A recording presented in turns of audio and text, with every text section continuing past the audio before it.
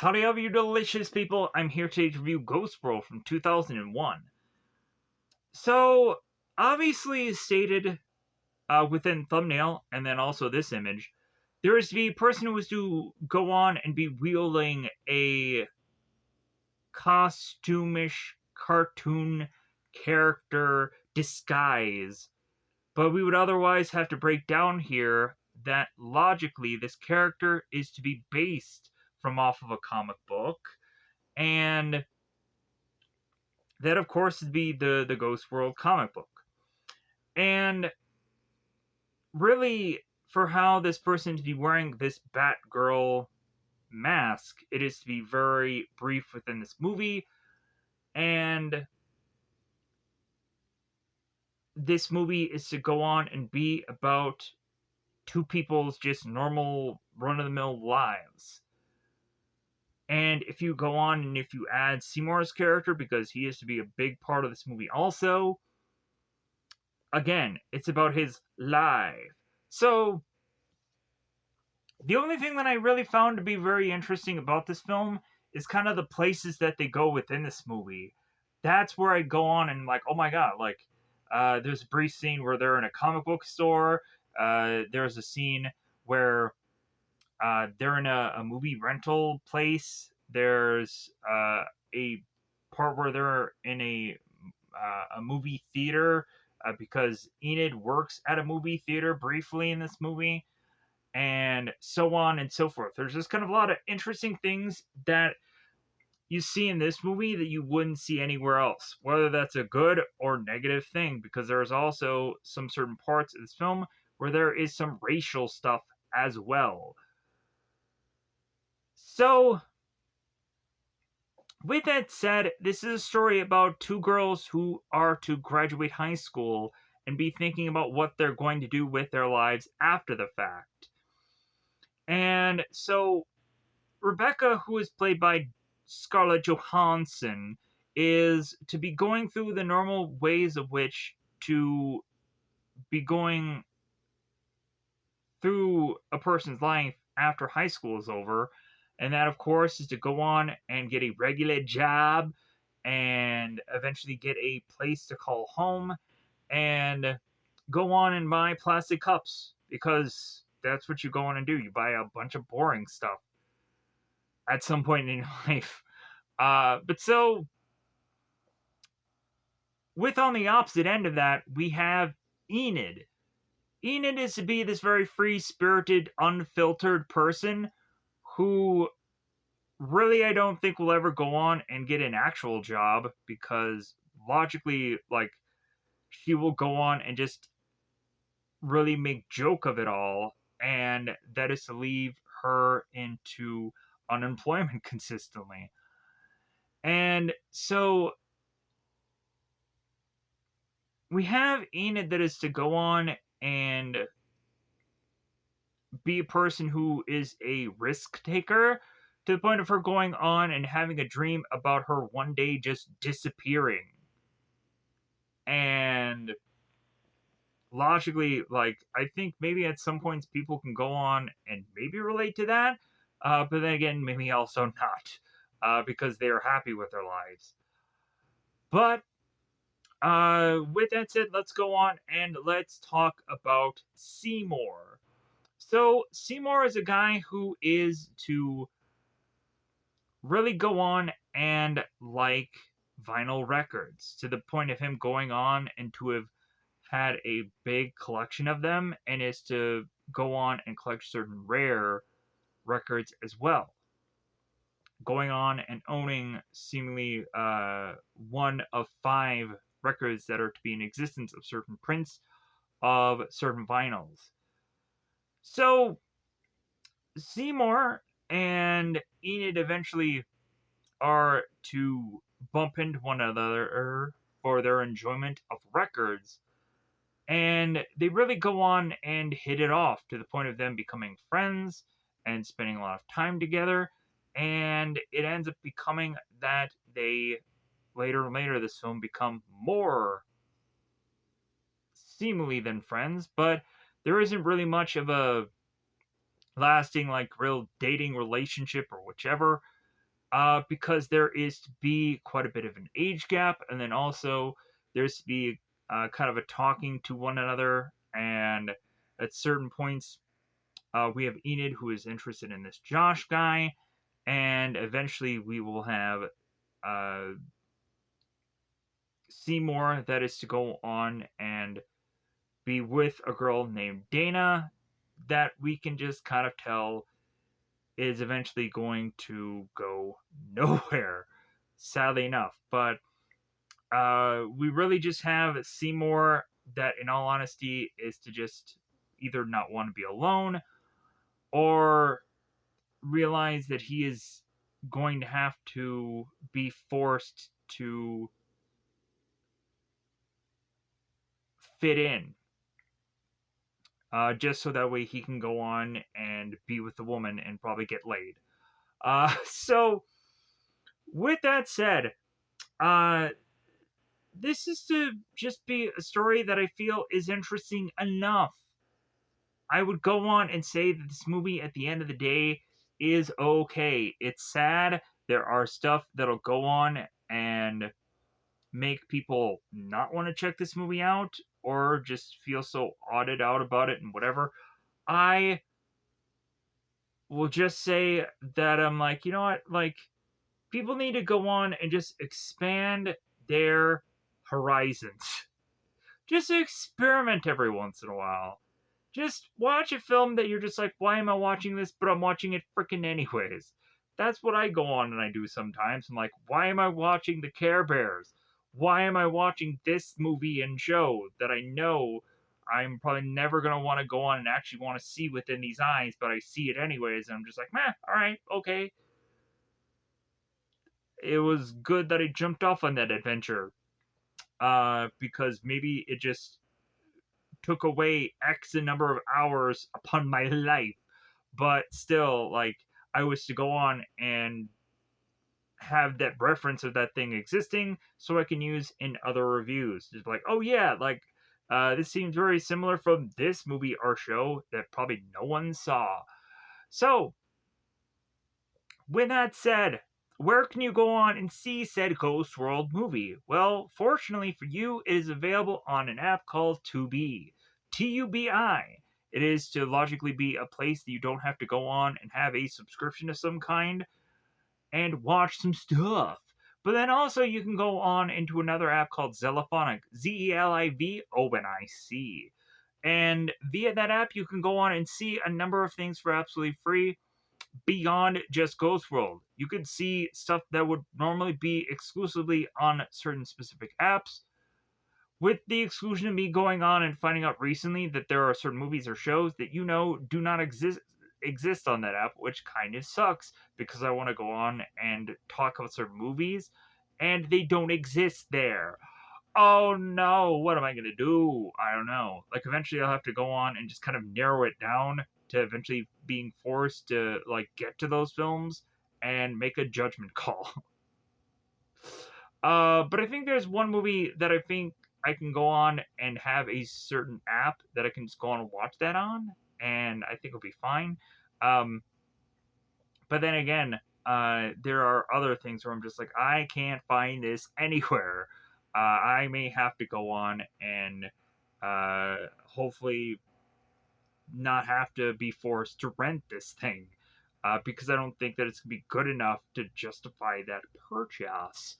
But, anyways, other than that, I think it's about that time to just go in to full on, just super delicious spoilers and talk about this in a way of which that hopefully you will understand what the heck is going on within this film if you want to go on and hear all the nitty gritty details. So, with that said, I think it's about that time to just go into spoiler time. Spoiler time. It's about that time I need to spoil this movie. I'm going to go on and pause this video here and whip out my phone and be able to go on and have a cast list and notes that is to go on and help me go on and fully dissect this film in the way of which that I can go on and try to be able to do so. Because it's a thing that I go on and like to do, even though it of course is to be the most stretching out of thing that these videos usually tend to happen upon. So with that said, I'm going to go on pause this video, whip out the phone, and we'll do this. I forgot. I like to always do comparisons, so let's do that now. So, comparisons while I'm also adjusting my phone. So, to get this, to get the part where I normally pause to not be a pausing moment. So, firstly, I would have to go on and compare this movie to Fight Club. Because, of course, we have Scarlett Johansson character Rebecca, who is to be more of like the Edward Norton character, and Enid is more of the Tyler Durden Brad Pitt character. And so that is to go on and be in some ways quasi similar to Fight Club, but I'm really just like stretching here. But like really with the characters, like we start to try and like realize how free these characters are trying to be, but then ultimately there is a whole system in place that is to defy that freedom. So rationally, we then also have me want to compare this movie to stuff like Welcome to the Dollhouse, or also to be Daria, the show Daria, that of course a lot of people probably remember from MTV at some point in time, unless you are to be far too young, and then you're making me sound really old.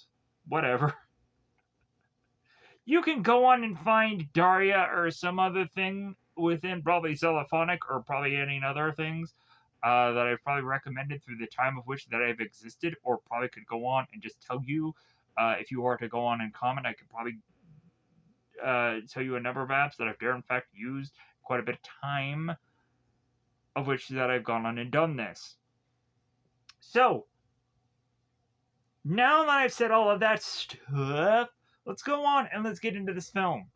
So, like always, there has to be an opener scene that is to have just all of this kind of just random imagery stuff until you get to like what we're really here for, which is to be the main character, it seems, going on and doing this dance around this tube TV, and there's a video of this woman who is dancing around with all of these men. Not quite sure what the movie is, but it exists. So, and then before that, we end up seeing all these kind of random like window scenes where people are doing stuff. It's exciting, I'm sure.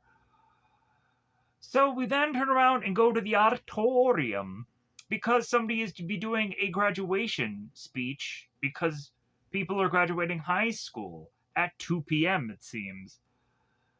So we all of a sudden have this girl who's in a wheelchair and headgear and everything because drugs and alcohol are a terrible combination. And only you can prevent forest fires as well, just so you know. Just so you're aware. I hope you care. But so, we all of a sudden have this girl who in the very beginning of her speech has this weird, bizarrish, like, wheel analogy that's kind of going on, where she's going on and talking about the bicycle of real life. And so, she's going on and having this speech like relate to what has just gone on and happened to her, and stating that she should not have gone on and had all of those drugs and alcohol and turn into this whole accident thing and this and that. But if anything, that is the whole kind of learning of life kind of thing that she's going to have to go through the rest of her life. Whatever. Anyways, so after that whole speech is to be done and over with, we all of a sudden have these three women that I think at some points are going on and having these like kind of sports bras and then the baggy pants, and they're going on and they're doing the song and they're like thrusting and this and that. And I'm like, what the heck is this? I liked the music. It was just like, okay, like the women are getting very like thrusty, and I'm like, all right, like really just telling us where we're going right out of the gate with this movie. It just be weird and obscure and whichever. You just kind of have these maybe quick funny moments. But so we have Rebecca and Enid, and I'm probably sure I'm probably gonna butcher that name 30 times within this film to make me want to go on and just call her E or Nid or Enid. So we have Enid and we have Rebecca, and they're going on and they're flipping the bird at this auditorium as they go and they make their way to this bench. And so they're looking at their diplomas and making sure that they're legit. And come to find out that it seems that Enid is to be an art credit short, so she is forced to go into summer school to then go on and rashly get her diploma. So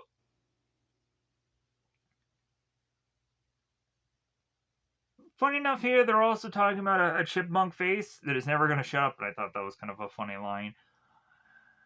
But so, anyways,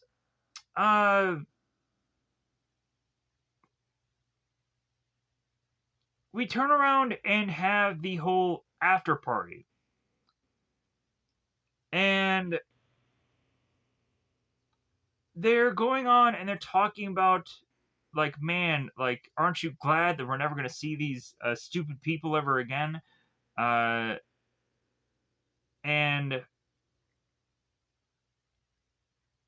Rebecca ends up turning to Enid. It's like, well, hey, maybe you're going to see them at summer school.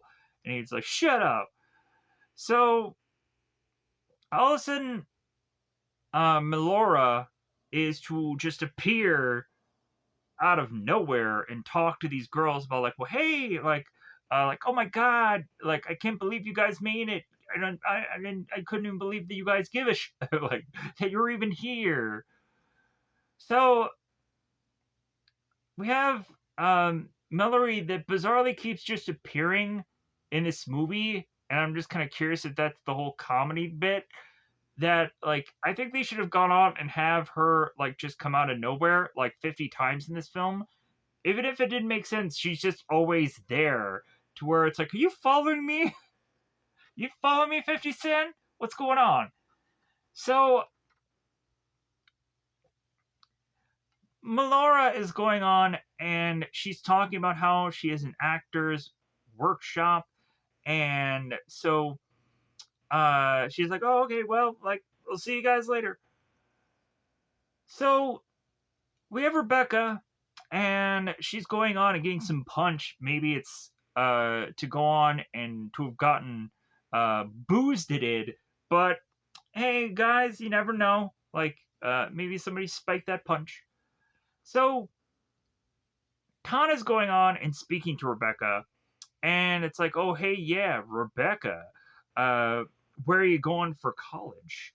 And straight up, Tana's going on and really just ignoring Enid to the point of where Enid is going, oh, hey, so Todd, what are you going to do when you grow up? And Todd is like, oh, well, like, I have a majors in business administration that I'm going to get, and I have a minor in communication that I'm going to get. And it's like, well, good for you. I hope that you get all of those things. The guy from who I know from Bones and nothing else, I feel. I had just gone and seen Bones a number of days ago because it seems someone in my family are to consistently watch Bones, even though I am to just be like, I could care less. But regardless, it's a thing that's on TV that people watch. Hey, I like Bones. Whatever, I probably like it too. Anyway, I've just seen it far too freaking often. So Enid and Rebecca go on to then spot this two people getting together, and it seems that both of them are two car crashes that you can't look away from, as one of the girl is to be Stacy, and it seems that she is to have AIDS, and the guy who is to be Rod, it seems, is to get a little too far with the ladies, even if they are to go on and not want him to go on and be far with them. I would go on and probably say the R word, but I hate saying that R word. But he gets a little forcible. Forcible, whatever that means. Anyways, so moving on. Why did I have to go on and do my hand there the way I did? So, here's where we get a sad moment right out of the gate of this film. Right out of the early portions of these movies, they have to go on and give you a sad little beat here. So, we have Enid, we have Rebecca, and Enid is going on and saying, like, well, God, just think, we'll never see Dennis again. Dennis is this guy who I think this is Dennis, who's going on and he's just kind of taking this cake, is eating it all by his lonesome. He's at this table by himself. And I'm like, God, this is freaking sad. I would probably end up being that guy. Don't give me that guy that is to probably be me film. You movie for making me sad. But anyways, Rebecca is like, oh, well, that's not much of a loss. And Enid's like, come on, like, it's freaking Dennis. He's as important as anybody else in this freaking gosh darn place. Moving on. So, we have Enid's father that is going on and talking to Enid and is to be like, well, hey, what are you going on and doing since now you've graduated, technically? And Enid's like, well, yeah, I still got to go to summer school. And it's like, well, yeah, but after that, like, what are you going to do? Like, what are you going to do with your life? Like, are you going to go to college? Are you going to go on and move out with Rebecca? Like, what are you going to do? Are you going to get a job? And, like, it's always really good to just kind of keep your options, whether or not you want to go to college, you know? So, and also, like, her father's like, well, hey, you can definitely still, like, you can live here and just kind of figure things out as you go. You can get a job and like it kind of seems that like that one scene from Fight Club where Edward Norton is talking to Tyler Durden's character, Brad Pitt, and like they're in this scene where Edward Norton is talking about like, well, yeah, like he would go on, he would call his dad, be like, well, hey dad, like what should I do now? And and Tyler ends up saying like, well, I don't know, get a job. And then eventually, when he gets a job, he ends up calling his father like, hey, like what should I do next? And the dad's like, well, I don't know, get married, and so on and so forth. But like it seems that that's going to be the difficult next step for that character. But anyways, moving on. So after that anecdote of all of that stuff, we then have Enid's father. It's like, well, hey, you know who I bumped into by the bagel place? And the dad's like, well, hey, just guess who it is. And Enid's like, well, I don't know. Like, I don't know who it could possibly be. And so the dad ends up going on and saying, it's like, well, yeah, it's somebody from our past. And Enid's like, that could be anybody. So the father ends up saying, it's like, well, it was Maxine. And Enid's like, oh, okay. So come to find out, Enid's dad, it seems, had been going on and knowing this girl Maxine, and they had probably dated and whatever. And then that girl had just gone on and left. But then eventually she's gonna come back into their lives and just be like, oh well, like Enid, like I was your mother for a brief time, and I feel like I kind of what little I did kind of really affected your life in some small way. So we turn around now and we're going into this quality cafe. So we have Enid and she's going on and she's sketching these two people. And we have Rebecca who goes into the cafe and she sits down. And Enid tells Rebecca, it's like, well, hey, look at those people. Don't they look like Satanists? And so uh, Rebecca is like, oh, and so Rebecca ends up laying on thick on Enid, like, well, hey, when are we gonna go on and start looking for apartments? When are you gonna get a job? Poke, poke. Like, when are we gonna start getting our lives together, kind of thing. So,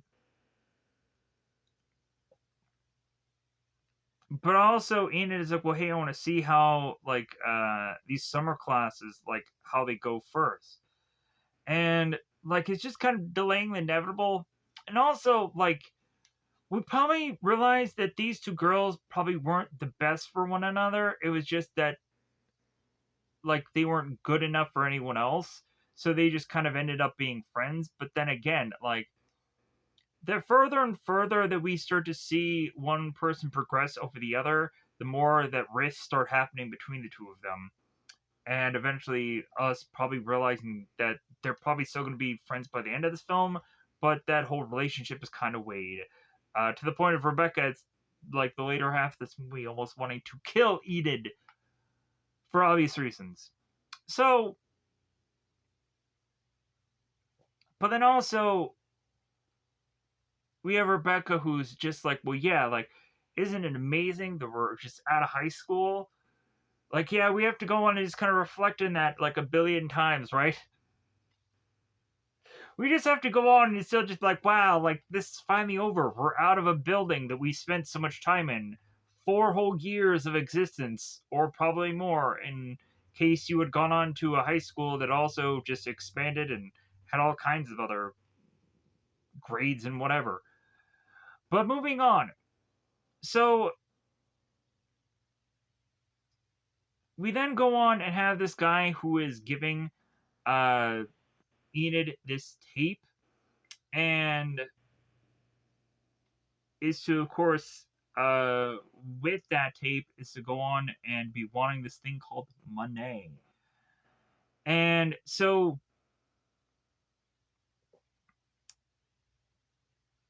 I really couldn't be bothered to go on and figure out what the heck this guy's actual name is, simply because it's going to be seemingly taken to, oh, his name is John.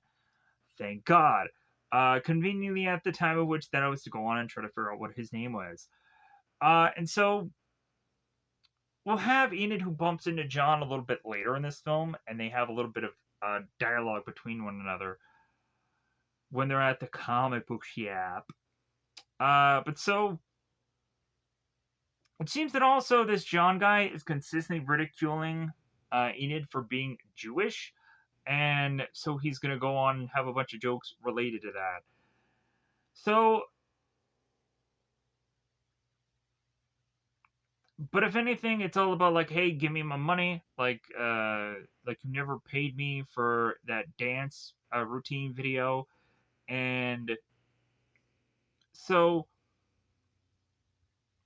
they start to realize that the couple that are Satanists are making their way out of this cafe. So both uh, Rebecca and Enid follow them. And so at some point, it seems that this couple ends up getting further and further away from Rebecca and Enid. They're like, well, hey, how does it that they just kind of got away from us so fast? So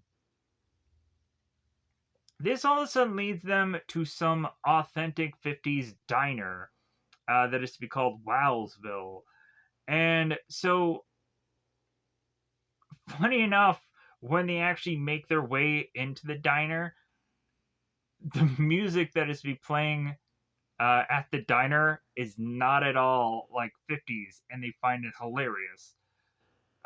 It's like rap music, and they're like, yeah, like this isn't an authentic 50s place. So, but also we have Enid who's like, well, hey, I've just kind of stepped into a time warp, and and in a not really best way, because again, the music. So, but then again, we also have this waiter that is to be possibly wearing a wig or is to be having hair that just kind of looks weird. So we have this waiter making their way to these two girls, and his name is Alan, and they end up calling him Weird Al. So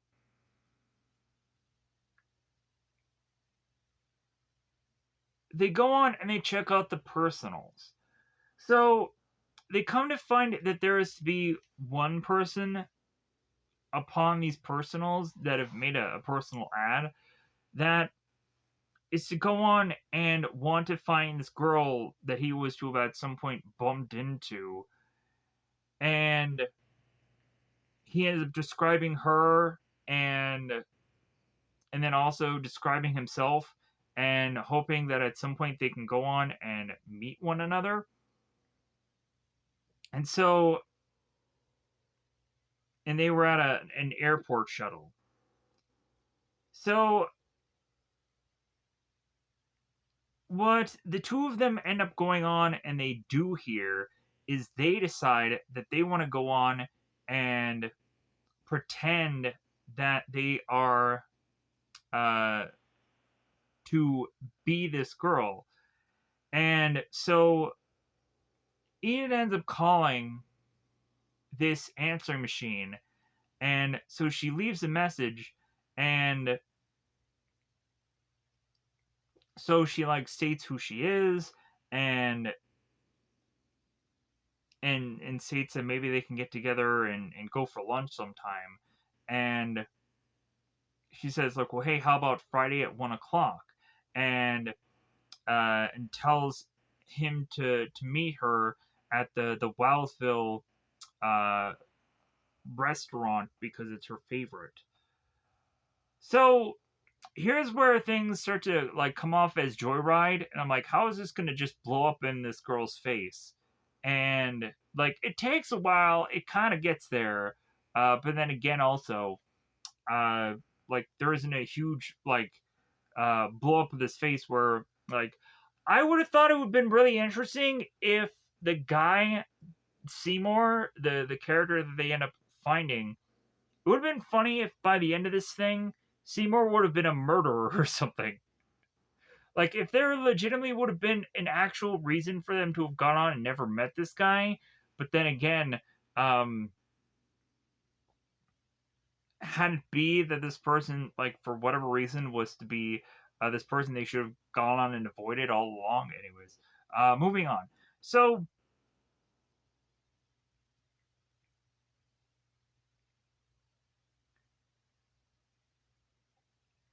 they all of a sudden are going on and they're watching this comedian that's on this TV. And this guy is supposed to be the absolute worst comedian who he's going on and kind of making horrible jokes, probably about his own death and this and that. And talks about how he still lives with his mother and this and that. So, but his mother has been dead for 50 years. So, or 15 years. So, they go on and they turn off the television and they're like, well, hey, you can't be too weird. He's wearing Nikes. I don't know what it is with Nikes in this film. There's a whole other line where we go on to have Seymour that is talking about, man, like, you give a person a pair of Nikes and a Big Mac and they're happy. And it's like, why don't they just say that everybody that's wearing Nikes is just like, why aren't they just normal? Why aren't they happy? I don't know what Nikes has to do with a person's life. So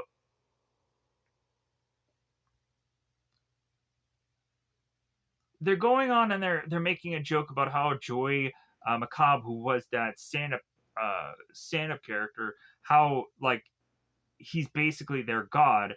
And Rebecca's like, well, hey, outdo him. And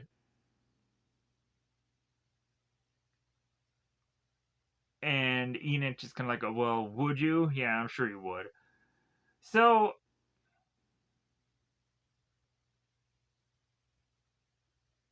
they go on and they're making their way through these albums and they're starting to see through these pictures. And it's like, oh, look how cute I am here. Oh, God, look at her, the effing monster. And then, of course, the Maxine.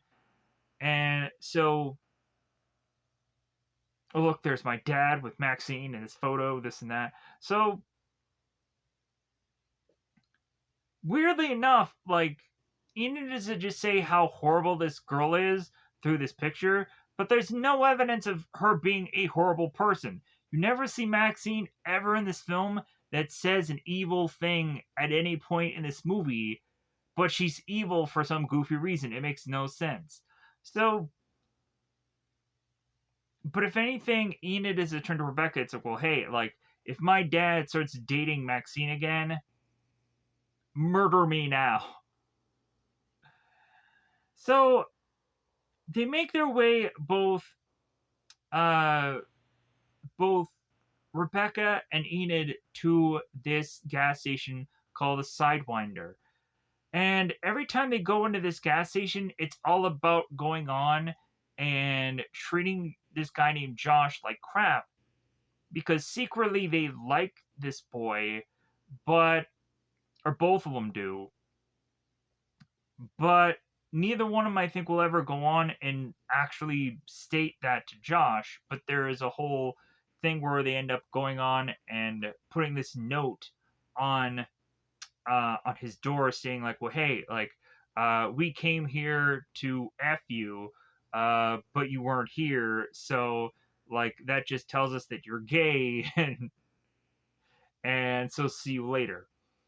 Consistently the two girls want to go on and have Josh like drive them everywhere.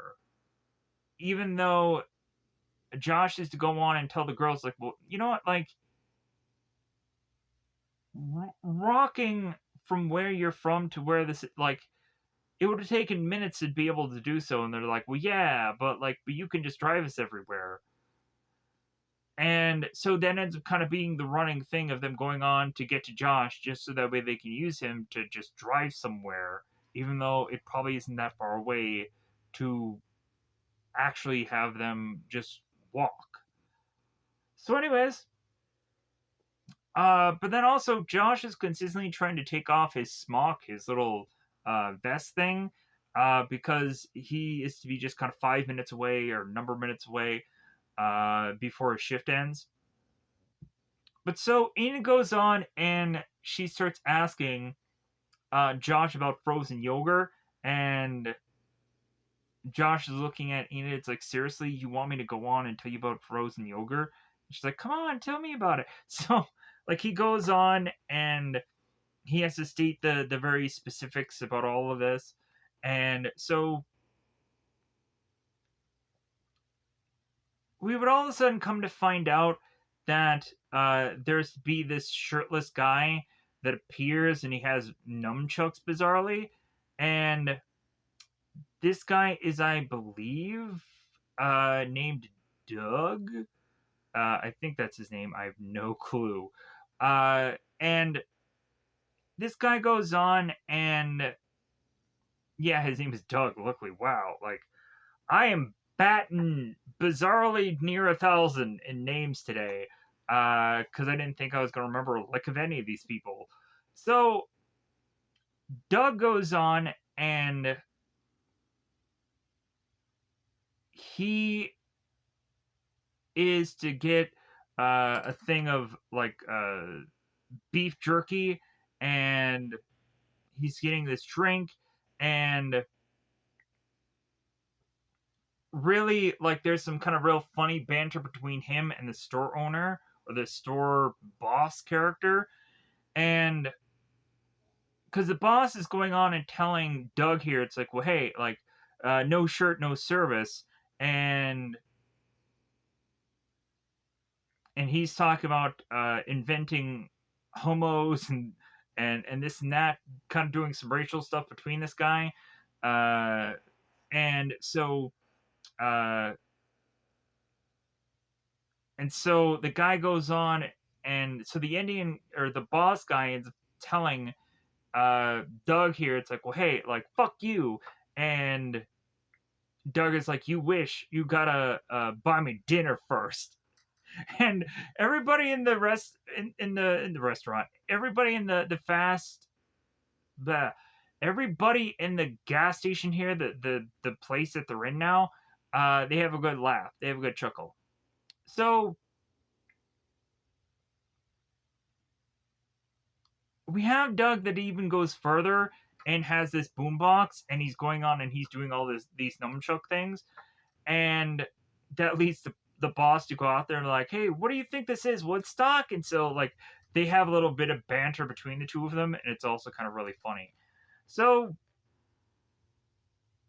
now that Josh's shift is finally over, they turn to him. It's like, okay, like, are you gonna go on and you're gonna give us a ride? Because Josh is kind of to be the security guard, kind of buffer guy, because the two girls are going on and trying to see who this Seymour guy is. So they make their way to this restaurante, and they're very early. They're supposedly 25 minutes early. So they're at this restaurant, and we have Joshua who's turning to these girls like, well, hey, why are you guys here? Like, this is the Taj Mahal of fake 50s diners. And so,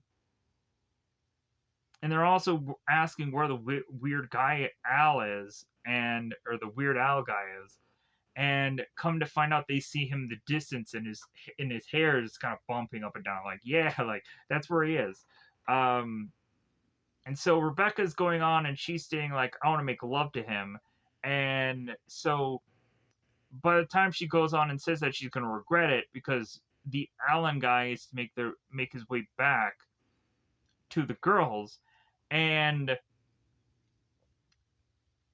Eden is to immediately want to tell Alan to go, hey, like Rebecca, like she wants a, and it's like, shut up. So uh, they go on and they waited for so long here that they finally eventually spot Seymour. And it's like, well, like that's obviously got to be him because of the green cardigan and this and that. So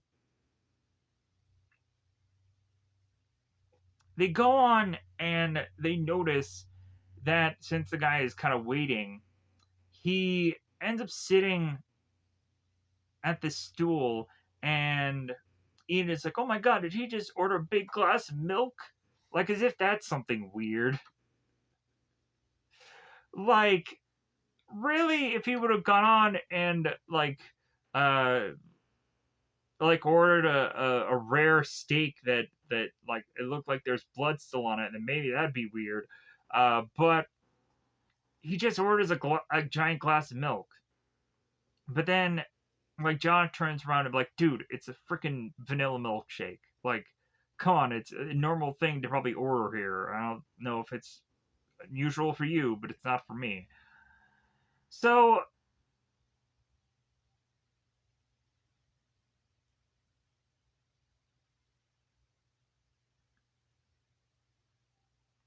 we finally go on and we have Seymour, who has kind of waited long enough, and so he leaves, and so they follow after him.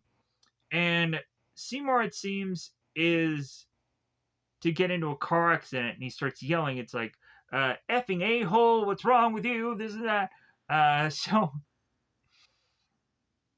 it is kind of funny how, like, they're like, yeah, like, this guy should be way more upset than he's being about this whole situation where someone kind of ditched him. Like, he should be more upset. And like, I don't know, like maybe this like happens to this guy like all the time. So, but they're thinking, let's go, hey, we should go on and we should tail him, we should follow him home. And it's like, forget it. And they're like, no, come on, Josh, like, don't you want to see where this guy lives? So they follow the guy, and they come to find out that like Rebecca realizes that it seems that he lives nearby them. And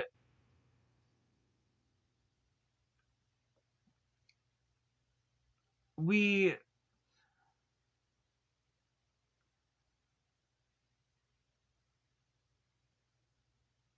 go on to then have the art class. So there's to be this whole video present that is to presentation that I had a good chuckle at, where consistently the person in the video is saying mirror father mirror, and I freaking thought that was hilarious, to the point where eventually I believe it's Roberta. Yeah, I'm gonna go straight up with just Roberta, the teacher. uh she ends up going and stating that the the actual title of this thing is to be Mirror Father, and I got a good chuckle out of that. Because the whole thing just kind of screams like somebody just kind of threw this video together, even though I'm sure like there is some rational reason for why the thing was to have been done the way it was done. So, oh, it was Mirror Father Mirror. My bad. I'm sorry, I got that wrong. Heaven forbid. So, uh, weirdly enough, this teacher decides to every single time go on and showcase this film to people, because it's a whole kind of breaking of the ice thing, and it also says a lot about her. If anybody is to really care about this teacher more so than just themselves trying to pass this class, because eventually when you get into the later parts of high school, all you think about is like, how can I just go on and just do just enough work just to pass this grade and move on to the next thing, or just be done with this? Because like the further and further you go into all these grades, the more you're just like, god dang it, man, like I just want to be over with all this crap. Like I don't want to get up at like 6 in the morning anymore to just go to school. Who does that? Why would anybody do that? Why not just have people go to school at freaking 10 o'clock? I don't care if I have to go on and be at school till like 8 at night or whatever just to do school. I could care less. Like I just don't want to go on and wake up at freaking 10, or I just don't want to wake up at 6 or whatever to get to school at 8 or whatever. Moving on. So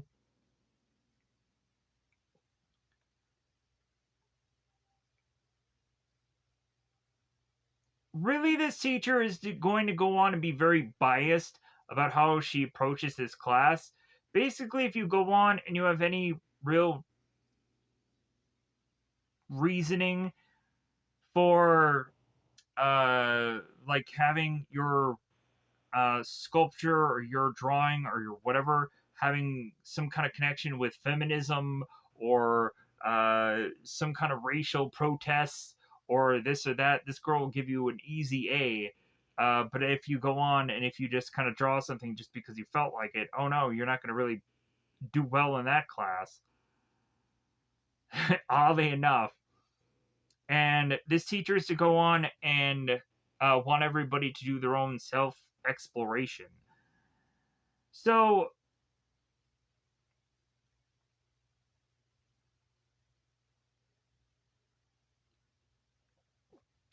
we go on and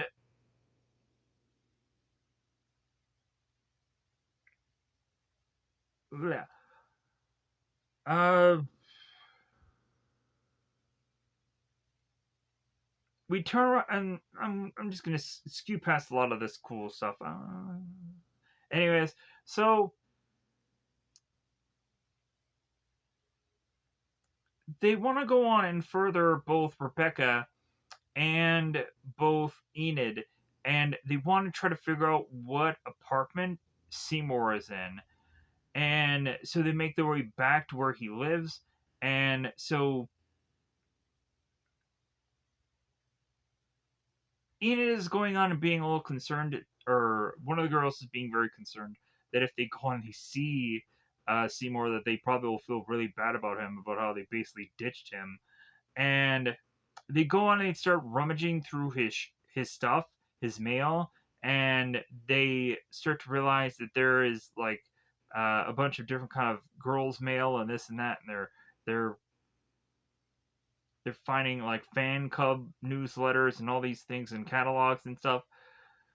So they turn around and they realize that there is a garage sale, so they kind of look over there.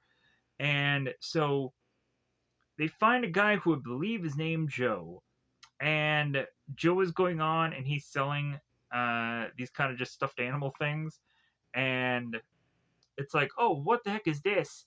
And the guy's like, well, it's obviously a mongoose, and because he can't quite figure it out. So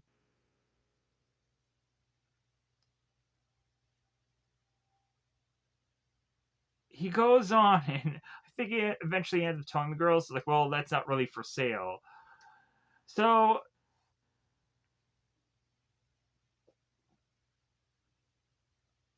we have Enid that is going on. It's like, well, hey, like, all right, like, blah, blah, blah, blah. So Joe is like, well, hey, you guys looking for anything in particular? And Enid is like, well, like, I'm looking for some old records. And so, because Joe has some records himself, so Joe ends up turning to Seymour, who I guess they didn't see at first.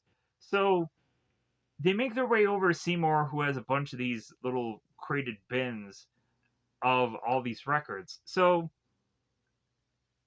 they're going on, and so Enid is talking about how she likes old Indian 1960 rock and roll music, and it's like, oh yeah, you like Indian records, huh? So he ends up going on. He's talking about a collection from the 20s, and he also has some Hindu 78 and this and that. So, but he's also like, well, I don't really collect anything foreign. So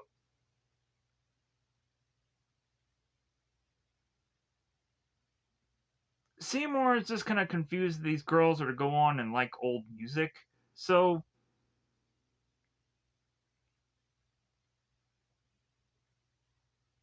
they go on and they look at one of the records, and he ends up kind of telling them that it's like, oh yeah, well that's just kind of some old blues stuff, and this track alone is done by Memphis Mini, and so and come to find out, uh, there's to be one record that's kind of $500 just because of how rare it is, and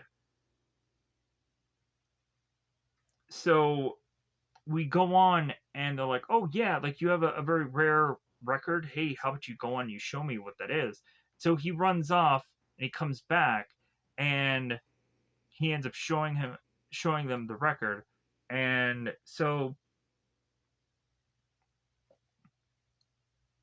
but he ends up going on and and having them pay for this one record that's only $1.75.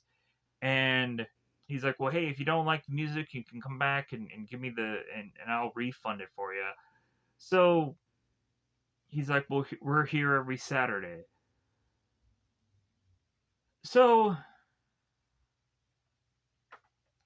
they're very shocked and amazed that this guy even had this actual bag for this record. I'm like, well, yeah, like this guy is wanting to go on and make sure that these things are kind of kept in pristine,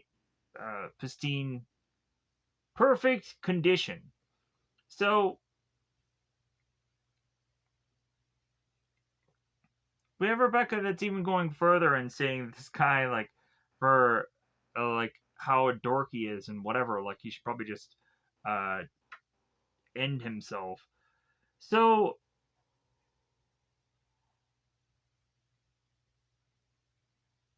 they're going on and they start to look at certain places that are to uh be like, hey, let's look at this place to live, and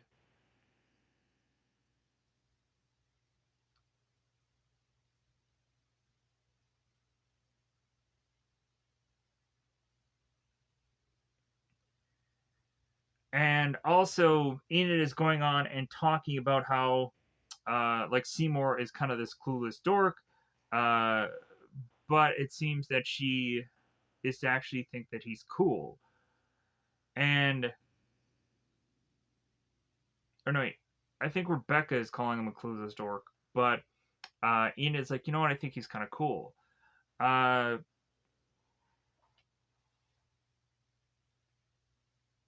but if anything, Rebecca's like, well, if anything, that guy is not cool. So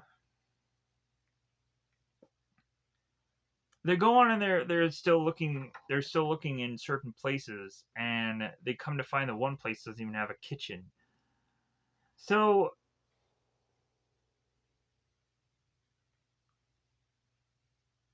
they end up bumping into Melora again, and she's on her break via her workshop, and she's talking about how she is to, of course, be working across the street. Uh, and so she ends up going on and asking, like, well, hey, what are you guys up to? And it's like, oh, we're looking for apartments somewhere downtown. And so we again have Rebecca after Melora leaves.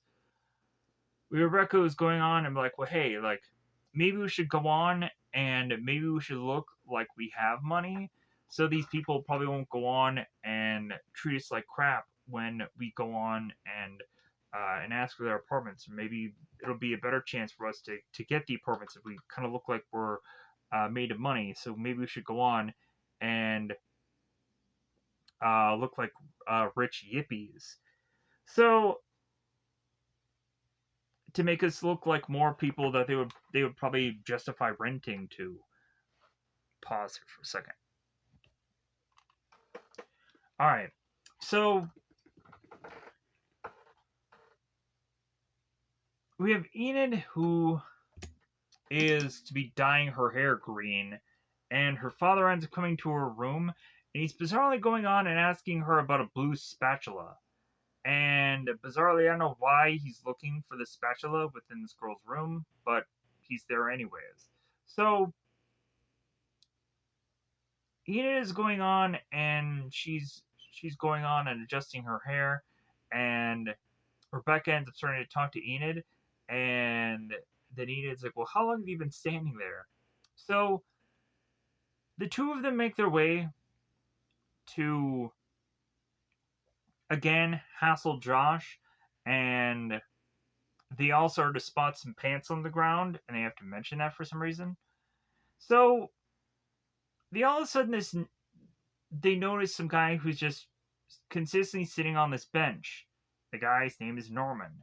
And so they're going on and they're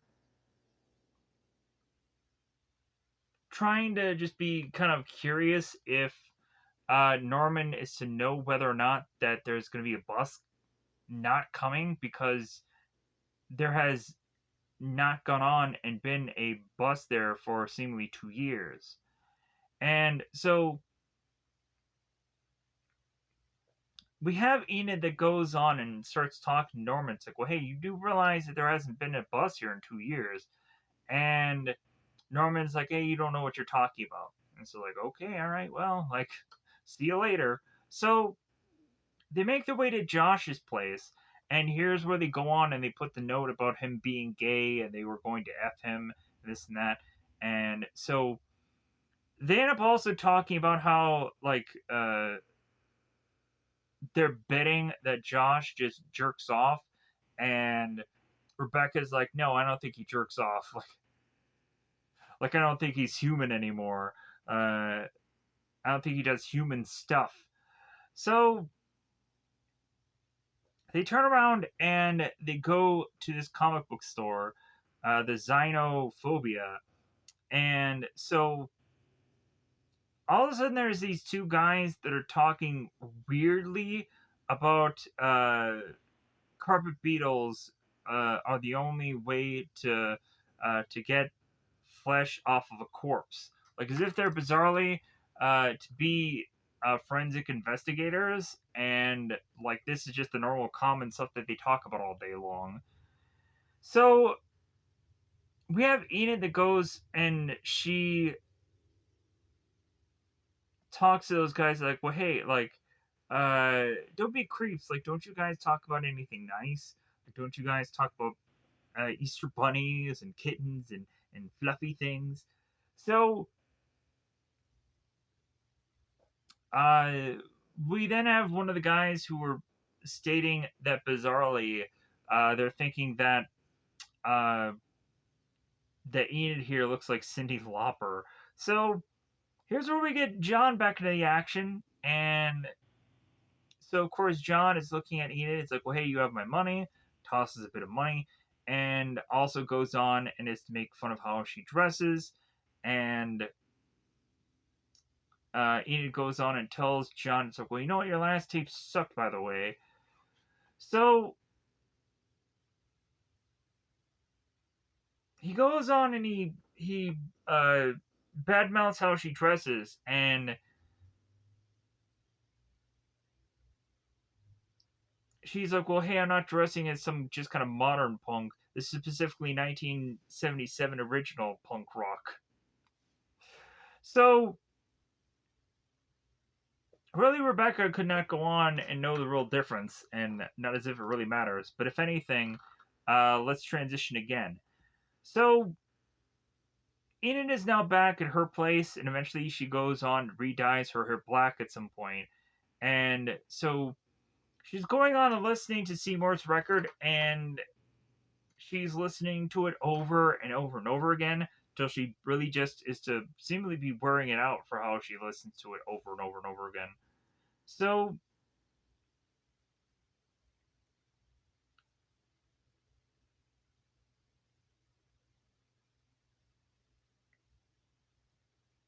we go on, and then since Enid is to like this record so much, she ends up going back to Seymour. It's like, well, hey, do you have any that kind of music again? Like, if anything, like I'm just kind of wearing that record out for how much I am to go on and just consistently play it. And he's like, oh, really? Like, did you like the Memphis Mini thing? And she's like, yeah, I really liked it. So and then she's also talking about the Devil That Got My Woman song, is what it is, from what I can remember. So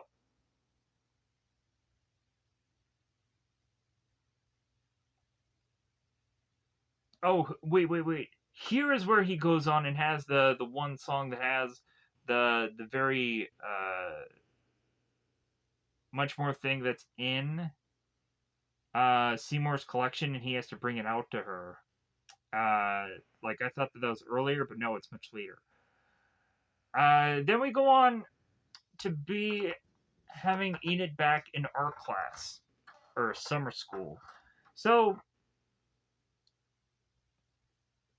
we have the teacher that is going on and looking at certain people's artwork, and at first she goes on and she looks at Philip, and Philip ends up talking about how he used to have this favorite video game of his, and he ends up kind of taking that image from off of the Mutilator, and so the teacher ends up going on to be like, "Oh, I thought that was something about you and your father or something," and so then we turn around and have the teacher who makes her way to another uh,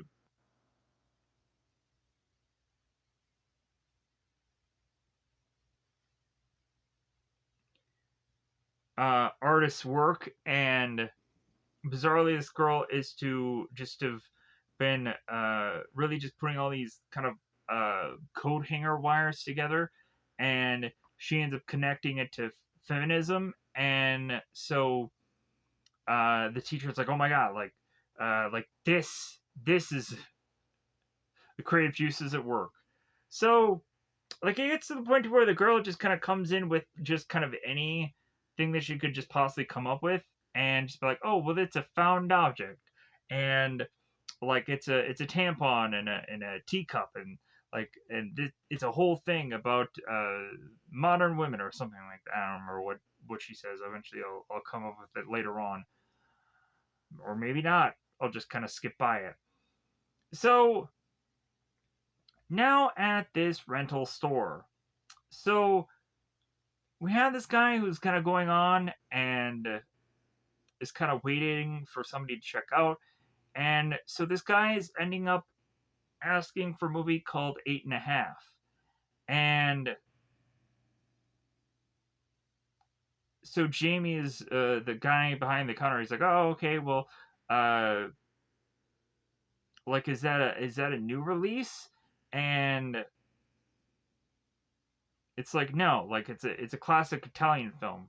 So the guy goes on and he starts to look into it, and he's like, oh, well, yeah, like, 9.5 is right down there, and it's in erotic drama.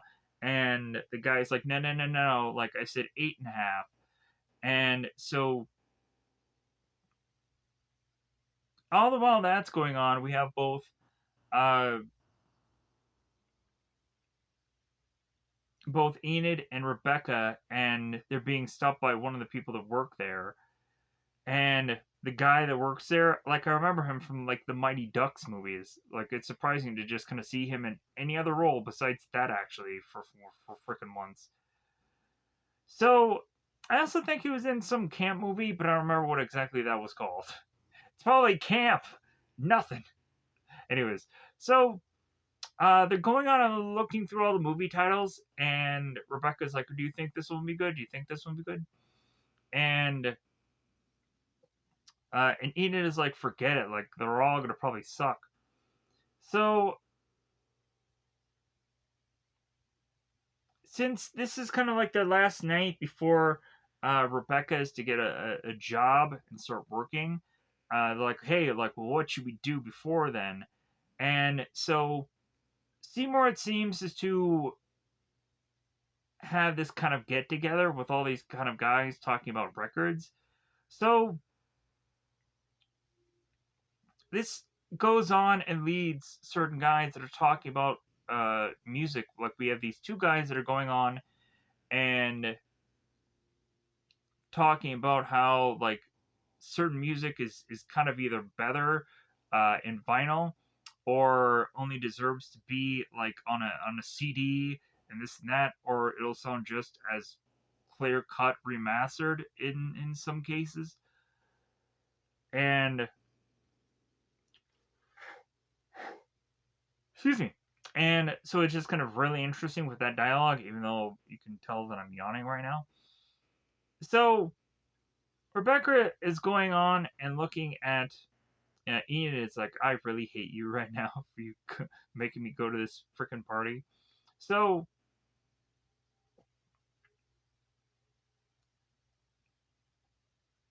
we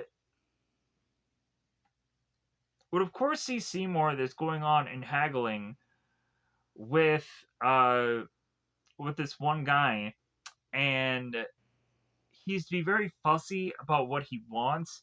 And so he's going on and being very particular that he's seeing this crack on this record, and he's seeing this and he's seeing that.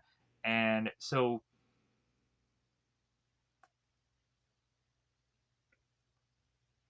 we then go on and we spot that one guy is Gerald. I thought it was Harold. Gerald is looking on and spotting both Enid and Rebecca. It's like, well, hey, like, why are these two girls here? And Joe ends up telling Gerald here. It's like, oh, well, yeah, like, they're friends of Seymour. And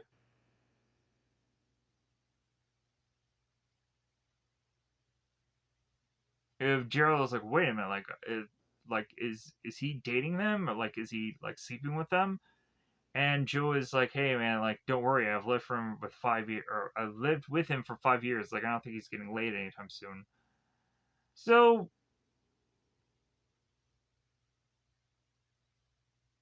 we have Gerald that's going on, and so they're putting a bet together, and Gerald is like, well, hey, uh,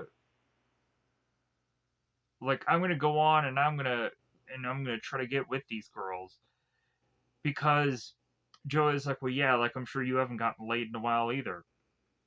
So Gerald's like, well, hey, yeah, uh, like, I've scored some home runs. Like, I've had or no, wait, he goes on and he says some joke about, like, you can't swing home runs without getting a swing at the bat, and I've had some swing at the bats, or swing at bats.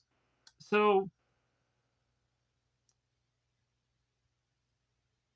we have Gerald that's kind of going on and like, hey, you mind if I sit down? And he sits next to Rebecca, and so we have Gerald that's going on and asking Rebecca, it's like, well, hey, what's your name? And since you're wearing green, you must be Irish. And this, I don't know what having to have worn green is to try to connect to this girl with, but so Rebecca ends up saying that her name is Melora, and it's like, Melora. Uh,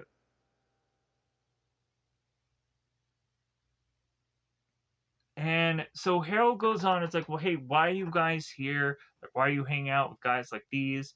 And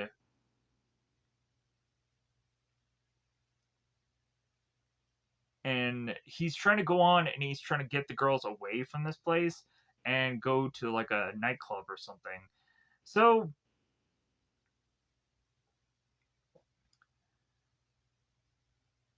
we turn around and we have Enid who leaves Rebecca and leaves her to the guy that they were talking to. So we have Seymour that's talking to Enid. It's like, well, hey, like, I don't know why you came here. Like, if anything, like kind of look at this get together. Like, why would girls want to come on to be here? And because this is not like a real party or anything. And so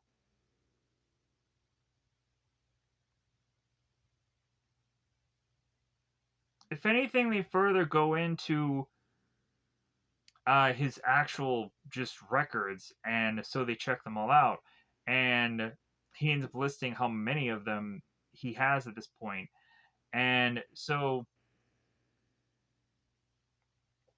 the girl ends up talking, the Enid ends up talking about how the whole room is to be just some kind of like real dream room, and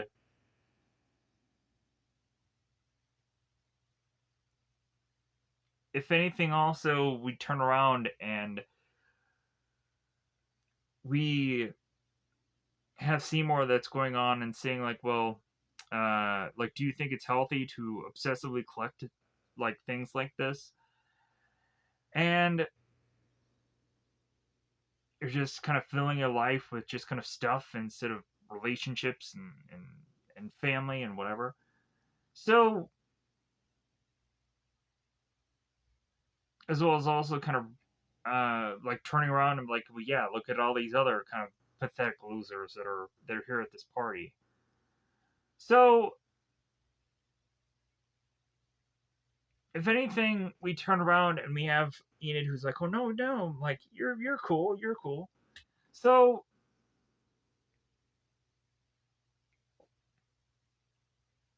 Seymour ends up confessing that he hasn't had a girlfriend for years, and he hasn't really talked to a woman in however long, and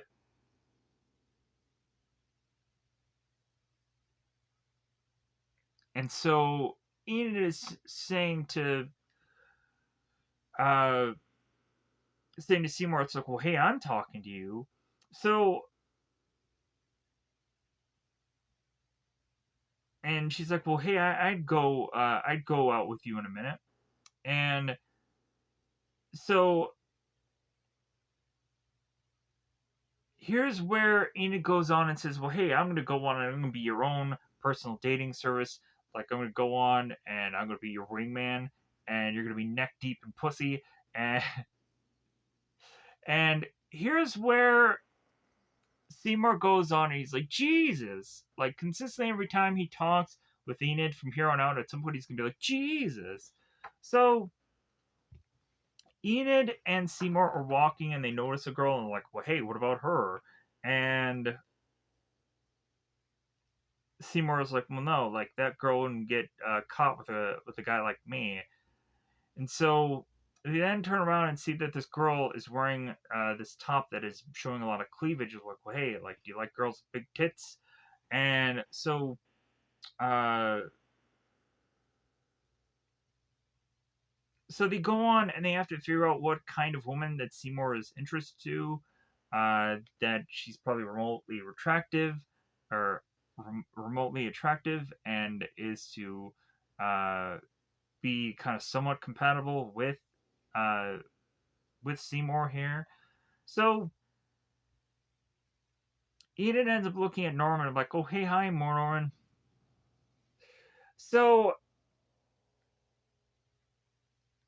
Enid is to say it's like, well yeah, like we need to go on and we need to find somebody with kind of just shared interests. And so it's like, well, hey, what are you interested in? Like, name your top 5 things. And he goes on and he starts mentioning like jazz, blues, ragtime. And so really Enid is like, well, hey, how about we just kind of like, you can't just have music as like all 5 of those things. How about you just say that one of them is music and you come up with 4 other things? So they stop by this gas station again to uh to make fun of Josh again. And what ends up happening is Josh ends up getting distracted and he ends up dropping his ice cream that he's making for this girl, and this girl starts crying. So we have Seymour that turns to Enid and is asking her, it's like, well, hey, like, was that your boyfriend? And it's like, oh no, that's nobody's boyfriend. If anything, like, they just treat him like crap all the time. They just treat him like dirt and torture him. Because they actually, both the girls really do like Josh, but no one's going to take dibs on the guy for some goofy reason. So the next thing they see is a store called Anthony's, and Enid is desperate uh, for Seymour to take her into this store, this adult store. So this leads Enid to find this, let's say, silicone mouth, this little toy, and Enid is going on and saying it's like, I don't know how anybody would have sex with this. It's like, well, hey, like freaking like whatever you need to just get the job done. Come on, let's be real. Like I'm sure freaking anybody can go on and say that at some point they went downtown on themselves. Come on. Like, and if you haven't, like you should go on and definitely do so. Regardless of like dude, I have a woman, I have a man, I have a goat, maybe, I don't know, like I'm not judging, hey whatever. uh so uh then again we have Enid, who is to uh have this goofy title called corporate slut. And so she's also going on and looking at all these guys, and she's basically calling them all creeps and this and that. And we go on, we have like, come on man, like come on, like hey man, they have a certain kind of interest, like whatever. So that's kind of Seymour's kind of thing of things, like hey man, just kind of let them collect what they want to collect. So we have Enid that is to go on and find this mask, and that's where we get this thing. So she's like, oh my god, I have to buy this, I have to own this. And so she turns to Seymour, it's like, hey, could you please, like, just lend me money? And so Seymour's like, I don't think I have enough money to cover that. And she's like, oh, please, come on. And so Seymour's like, well, hey, like, I don't want to put it on my credit card. Like, if anything, I'm just kind of concerned that, like what'll happen after that. I might be on some mailing list, something. So but Seymour gives in, and so Enid turns around and is going to now this latte shop, this coffee shop, and she's now seemingly face wise dressed as Batgirl. And so bizarrely, oddly enough, the girl goes in there as Batgirl Enid. And she's like, "Give me all your money." It's like, how does that have anything to do with Batgirl? That makes no sense. So we have Rebecca who's like, well, hey, where did you get that? And she's like, well, you're never gonna guess. And it's like, well, where? And Anthony's. Oh, okay. So we also have this one guy who's in this wheelchair, and he's going on and he's wanting to know what the trivia question is. So he ends up going on his computer and figuring out what the heck the answer of it is, and it's stupid. I don't know why they had this whole scene, but I guess it's a little weird, goofy gag. So come to find out that the guy in the wheelchair like doesn't really need the wheelchair. He's just lazy. And I'm like, is that supposed to be another joke? What the heck is going on in this film? But so, and again, here's where Rebecca is to go on and ask Enid again, like, hey, when are you going to get a job? So, as well as also, like, Rebecca is to finally uh, ask uh, Enid about, like, well, hey, do you really like this job? And Rebecca's like, no, there's sometimes I just want to go on and poison people, and I'm kind of sick of all these creeps and weirdos and whatever. And Enid is like, well, hey, well, that's our crowd. Like, we're the weirdos and we're the freaks and the weirdos and whatever. And Rebecca just kind of looks at her. It's like, oh, all right. Well, we then go back to Enid's dad. And so Enid's dad is to be seemingly making some kind of pot of food, it seems. And when Enid makes her way back home, she's to find out that Maxine is there. And here's where Maxine is like, oh, well, like, it seemed that I had some kind of input in raising you at some point. And, like, it's kind of, like, interesting to see how you've turned out. So, now back at the we're transitioning a lot of places here. Now with the teacher uh, at the art school or art class. So there's to be a picture of Don Knotts. We go on and we have to ask Enid here why she drew Don Knotts. And it's like, oh, well, I just really like Don Knotts. Okay, all right. Okay, well, good enough reason. So the next is to be the tampon and the teacup thing. And eventually there is to be a found object reasoning for that. And is a symbol for womanhood and this and that. And the tea parties in the olden days. Yeah, whatever. It's all that jazz. So, moving on. I'm trying so hard to just transition as quickly as I can here. Just bang these scenes out. Just like a banging machine that bangs, bang for life. What am I saying? I have no idea. Moving on. So, both Rebecca and Enid are at this place, this establishment, and they're looking at this one boy that is to or Rebecca is looking at this one boy that's possibly giving her a total boner. And this guy passes by. It's like, hey man, you guys want to go on and check out some reggae tonight? And the girl's like, seriously, that guy? And the girl's like, well, like touche. So Enid is to finally confess here that it seems that she's going through some sexual frustrations, and Rebecca is to reply with the fact it's like, well, like, haven't you ever heard of the miracle of masturbation?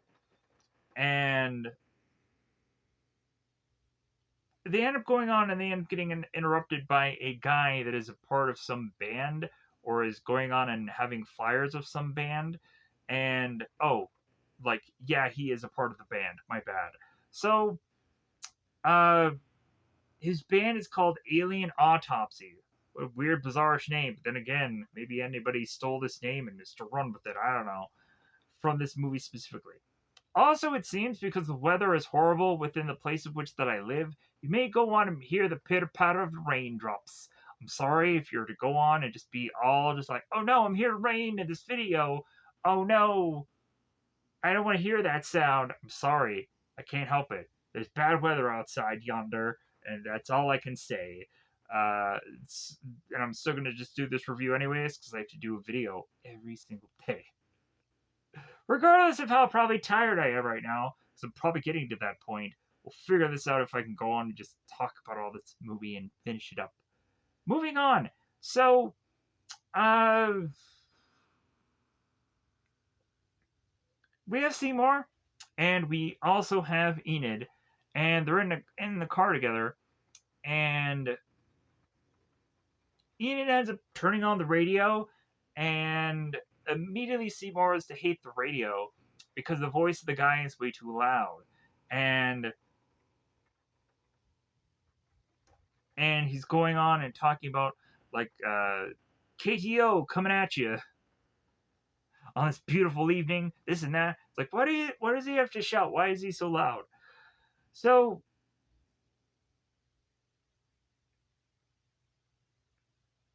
the two of them are going to this place to eventually get Seymour to get this autograph from this record because this record is from a rare printing to a certain specific artist that is doing this opening act of uh, this kind of bar place. So, and there's only supposedly 2 known copies of this record. So, it seems that Seymour is just kind of rather upset that his artist that he likes is to be the opening act instead of the headliner. And like we come to find out that this weird bizarre band I think called the Blue Hammers or Blues Hammers or something is to be the headlining thing, and their music is just kind of very weird and goofy. The song is oddly enough about like plowing and picking up cotton, and it's freaking strange. But anyways, so we turn around and we all of a sudden have this family that's crossing along the street, and there's a big massive number of family here. So like it gets to the point where here's the funny part where Seymour ends up going on and is upset with this family about like, man, are we going in slow motion here? Like, are you guys hypnotized? Like, why not go and have some more kids while you're at it? So uh we're at this bar, and we have Seymour who's just kind of upset because there's a sports game going on in the background, and he doesn't care about sports. So he hates the fact that the guys in the back are playing this stupid sports game, and kind of ruining the fact that he just wants to listen to this artist. So the loudspeaker goes on and is like, okay, hey guys, like be prepared that the Blues Hammers are coming up in any minute now.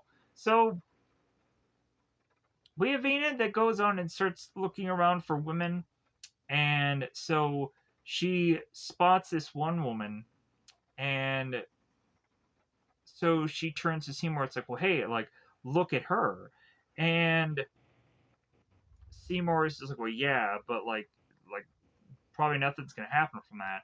And so Enid's like, well, hey, I'll go in and I'll go get her, and so Enid ends up talking to the girl, and Seymour doesn't know what he's going to go on and he's going to say here.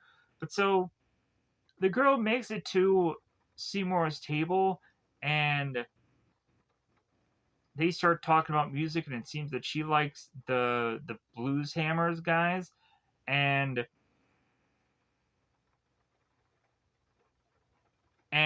so Seymour is going on and talking about the opening act and how like it's a certain ragtime kind of band and this or ragtime kind of sound, and he goes into very much specifics, and that's going to take a very long time to say all the specifics, so I'm not going to take that. So we have Enid that is going on and starting to look around, and she starts to see a bunch of men, and she's trying to size somebody up of like, okay, who am I going to end up with? So at one point we go on, and the girl that Seymour's with ends up getting up and she starts dancing, and all of a sudden there's a guy that starts dancing next to her, and he ends up bumping into Seymour, and he kind of spills his drink. So Seymour ends up driving off with Enid. It's like, well, yeah, like now I understand why I never went on and went out to public with anybody anywhere. Uh, because here's where you get the Nikes and the Big Mac and everybody's happy little speech. And so he doesn't really relate to anybody who's within 99% of humanity, and Enid is to kind of relate. So, but if anything, they're kind of written off as completely hopeless or hopeless romantics or whichever. And so Seymour doesn't really understand that because he's looking at Enid. It's like, well, like it's probably not hopeless for you, but like for me.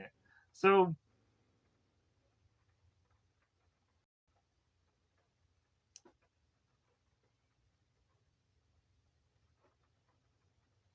we go on, and they make their way back to Seymour's place, and he goes on, and eventually he talks about where he has gone on to work for 15 years, which of course to be at uh, this Cook Kitchen Inn restaurant. And so eventually that leads to it seems Enid finding this certain kind of artwork that would have gone on to find of a hidden past of this Cook Kitchen restaurant. And so we would come to find that specifically Seymour is to know the whole history of this entire restaurant, and he is to have a whole bunch of pictures. So about how they had gone on and changed the name, and the name ends up being just kind of some racial slur. I don't want to say the racial slur name. So we turn around and we have Enid who says to Seymour, it's like, well, hey, would you mind if I take this? And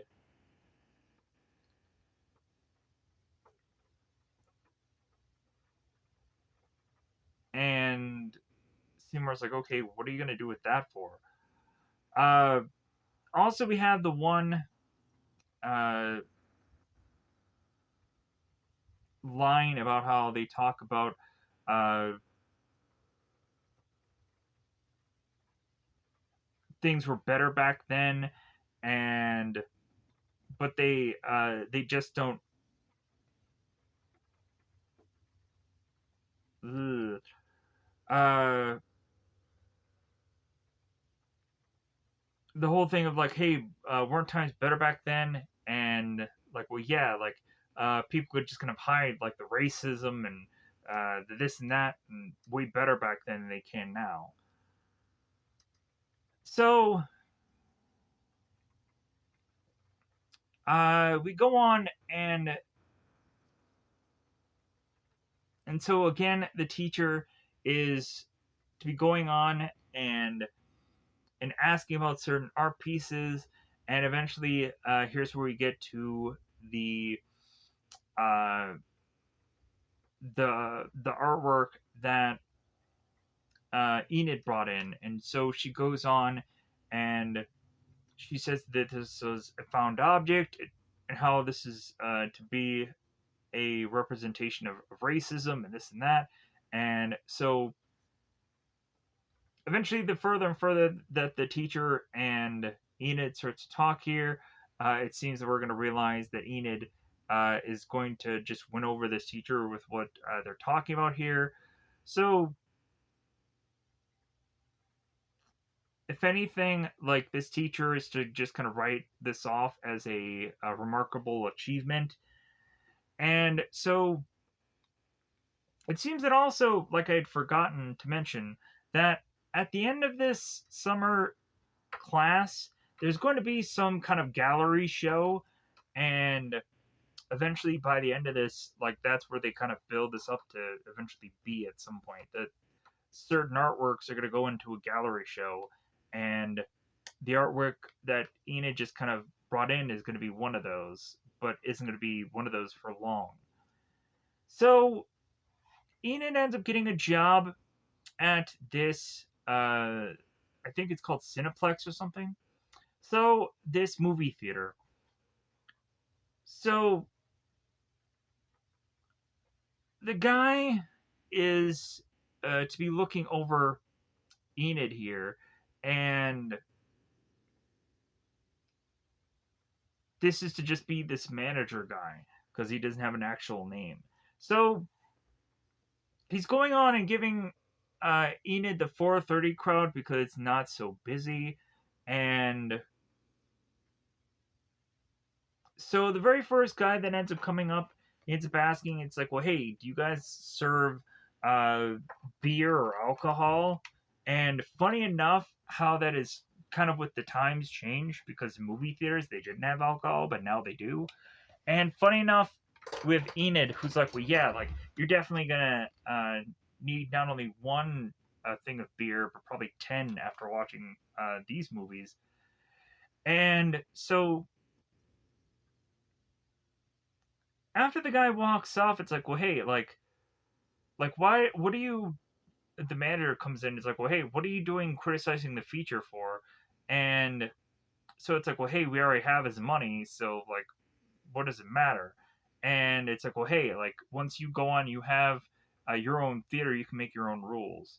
So another girl comes in and she's be asking for butter, and so the girl starts putting in the butter, and she's like, well, like, hey, here's your delicious yellow chemical sludge. And so we have the manager coming in again after the customer leaves, like, well, hey, like, what'd you say to that woman? And so it's like, well, hey, like I'm just joking with the customer. It's my shtick. It's my banter. And he's like, well, hey, lose it.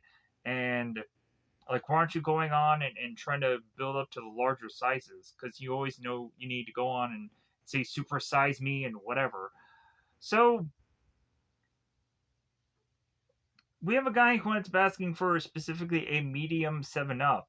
And so we then go on, and Enid is like, well, hey, like, do you know for 25 cents more, like, you can go on and get a larger beverage? And I'm really telling you this uh, because I feel like we're really good friends, and mediums are only for suckers.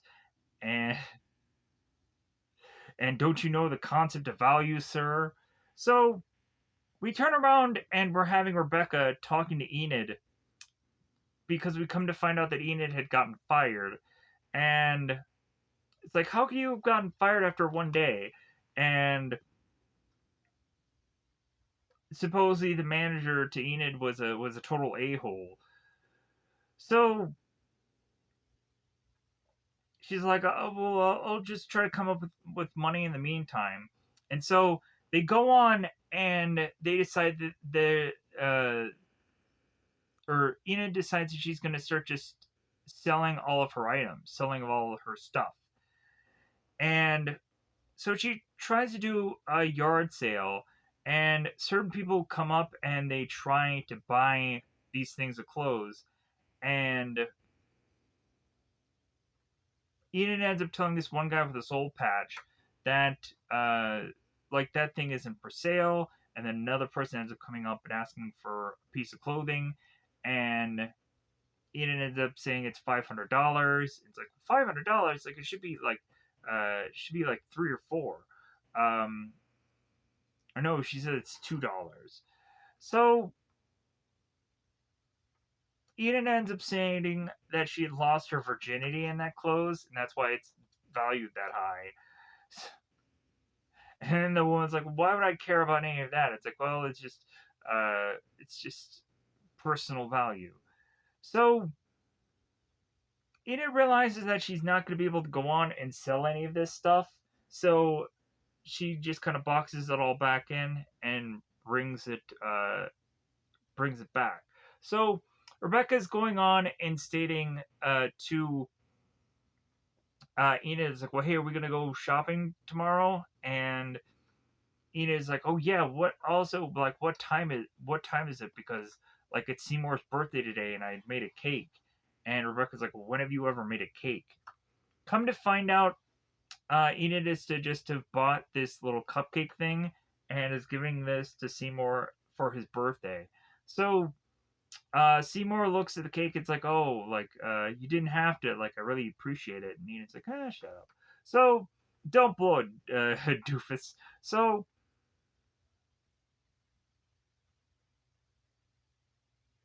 we come to find that uh, Seymour is to have back problems to the point of him needing to go on wear a girdle, and that's the main reason why he doesn't have a love in his life because girdle.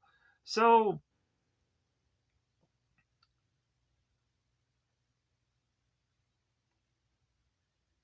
we go on and we turn around and uh, we have this answering machine, and the answer machine is to be this woman named Dana who is going on and answering that ad, and she's kind of had that ad just on her for a very long time, and she kind of waited till her relationship is kind of on the rocks, and so she has that ad, and so she's calling to go on and try to hopefully talk to this guy who she met. So we have Seymour that it's again writing it off as some prank or some joke, but Enid's like, no, you should really see this through. So so Seymour goes on and he sees this whole thing through. And so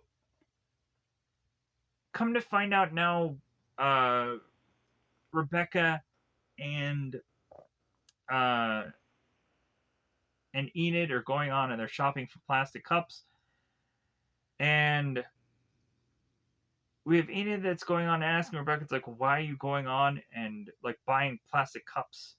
And this and that, like the kind of very mundane stuff.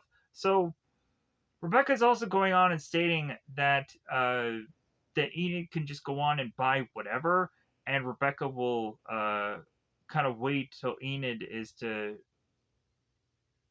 kind of give her back money when Enid gets a job. So Rebecca is also asking Enid, it's like, well, hey, are you gonna go out tonight? Like, are we gonna go and see Alien Autopsy? And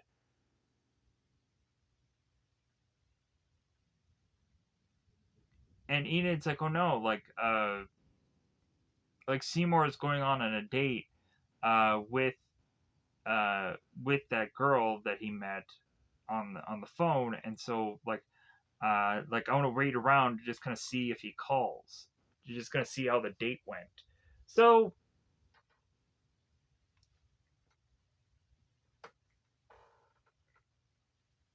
Seymour and Dana have this date, and it comes to find out that everything is just going really smoothly. Dana is to be like her own cook, and we have Enid who is just bizarrely whiting out this one picture to adjust it heavily.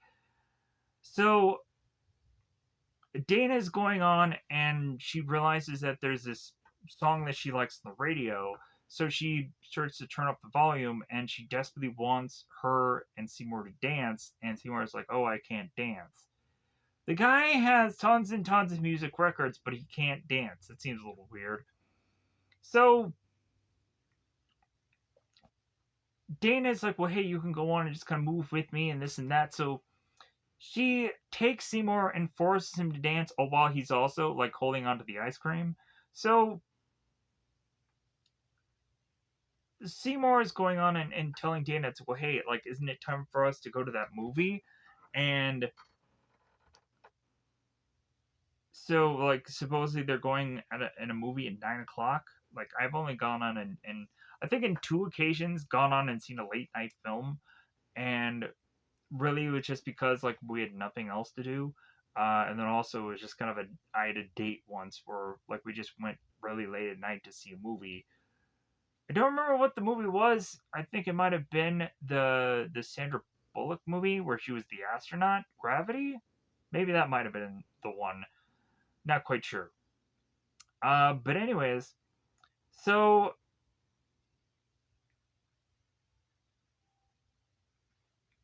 they're both going on and they're talking about films, and Dana ends up talking about the flower that drank the moon, and and uh, and Seymour is going. I'm just so like God, I can't think of the word Seymour for the life of me. And Seymour is going on and talking about how he only likes the Laurel and Hardy movies, and so she's like, well, I never really liked those because the fat guy would always go on and be mean to the skinny one. I'm like, what the heck movie are they talking about? I don't know anything about the Lauren Hardy books or Lauren Hardy movies. So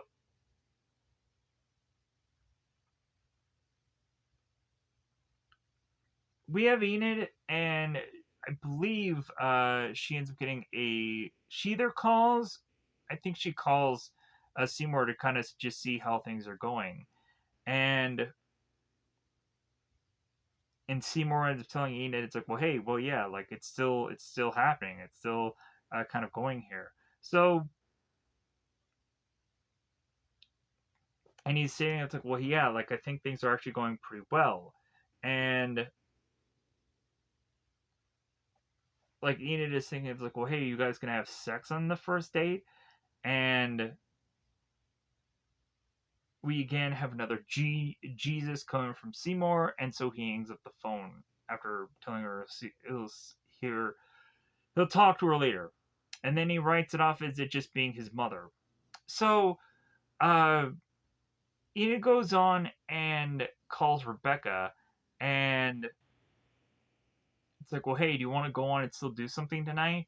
And Rebecca goes on and states like, well, hey, I'm actually going on and I'm doing something with my coworkers. And Enid's like, well, no, you're not really doing that, are you? And because Rebecca is just going to go on and just kind of stay at home, it seems. Huh. So, excuse me. So we then turn around and here's where like Seymour is to start to get very much busy with dating Dana, that he kind of forgets about Enid. And so Enid appears and kind of just scares Seymour, and so they start to talk, and so it's like, well, hey, you never call me anymore, and this and that, uh, like, are you still dating that girl? What's her name, Dana? So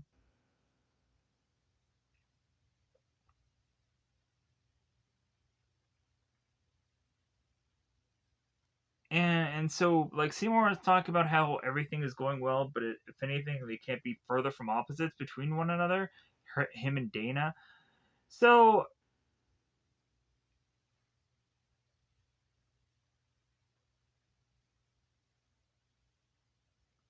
they're going on and they're supposedly supposed to go to an antique uh like shop. So uh and they're gonna go this afternoon to do so. And he's like, well, hey, like since like I'm gonna go on and do that, like if anything, I'll call you this week. And it's like, are you trying to get rid of me? And Dana ends up showing up, and she's like, oh, hey, yeah, I guess I'm a little early. This, of course, ends up getting Data to be uncomfortable, and eventually Seymour will go on and tell Enid that, like, well, yeah, like, Dana doesn't want me to see you anymore for obvious reasons. Because it's like, well, hey, like, so, uh, but if anything, also Enid is to have heard from Dana that she doesn't know who Enid really is, and it's like, well, hey, like if it wasn't for me, like you guys would not go on and be together right now because I kind of convinced him into dating you, and so we then turn around and have the class that is to be the summer school class that is to be wrapping it up, it seems. And so they're talking about the art gallery, and the teacher's going on and giving a a full year scholarship thing to Enid, it seems, and is talking about full room and board and everything like that. Because there's to be a person from the Academy of Arts Design, and so the teacher Roberta was to only have thought of, I guess, Enid as to have been this person who could be a person to have gotten a scholarship, and even gives her like a pamphlet and everything. So we then turn around and we have Enid's father that's going on and talking to Enid about like, well, hey, like, uh, if anything, like, I'm just kind of letting you know that Maxine, like, is to possibly have a opening at her computer station, and like, if anything, normally anybody else would have to go on and get like a number of years experience and this and that, and have a lot of uh, references and everything like that. So, uh, Eden ends up running off. It's like, well, hey, like, just forget it. Like, I won't need her help. So now at this art gallery, and the uncomfortable image of that artwork that is supposed to be Enid's. And so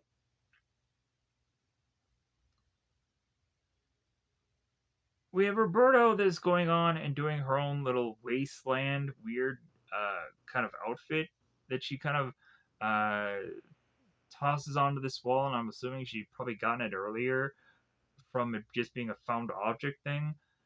So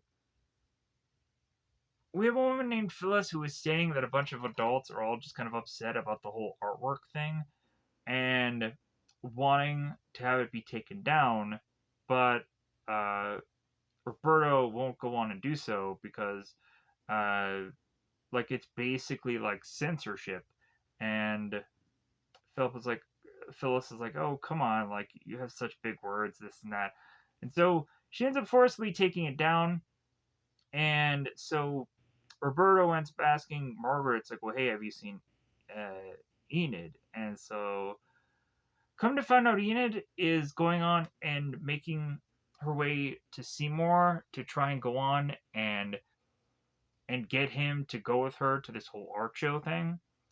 And he ends up saying like, you know what, I don't think I should. And it all comes down to like Dana is trying to throw a wrench into Seymour and Enid's friendship. And let me go on and let me pause here. I'll be right back in a second. All right, time for the shades once again. So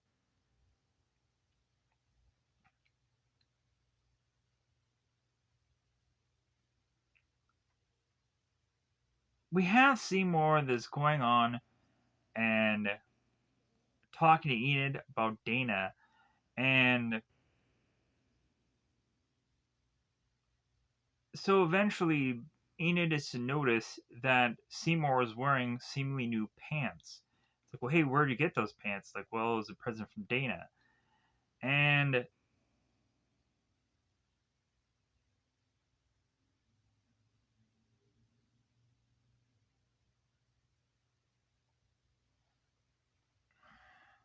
we I think this is where also Enid eventually goes on and gets so upset that she ends up opening a bottle of champagne and she starts drinking the whole thing. And Seymour is like, well, hey, that was my kind of 2 month anniversary uh, with me and Dana, but like that bottle was be to signify that, but Enid just drinks the whole thing. So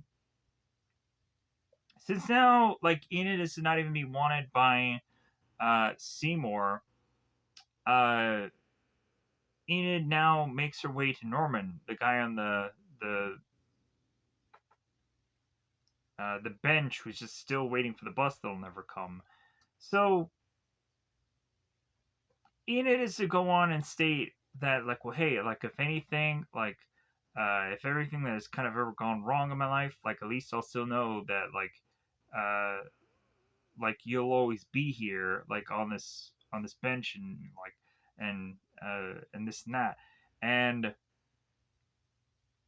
so Norman is like, no, like, at some point, I'm leaving town, like, so I don't know what you're saying here.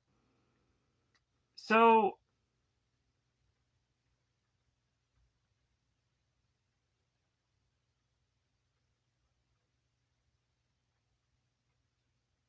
we have Rebecca and we have Enid, and so here's the supposed time where they're going on and trying to figure out where to live. And Enid still doesn't have a job, and so Rebecca and Enid like are eventually getting to a point of where they're kind of bickering back and forth here. And uh,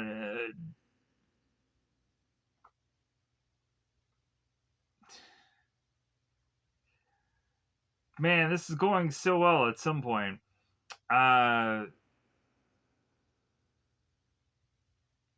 and so like this gets to the point to where they're just so like upset with one another that it leads to Enid going on and crying in her bed, which is to turn around and be met by her father. And her father is like, well, hey, like, what's wrong, honey? Like, you can talk to me about anything. And Enid says like, oh, it's just a hormonal thing. And so the dad is like, well, hey, like, I don't mean to just kind of pile on, but like, if anything, I have some important news. Uh, Maxine and I, like, we've kind of seen one another for a long time, and Maxine is going to be living with us for here on out. So that even has, of course, uh, Enid even more upset. So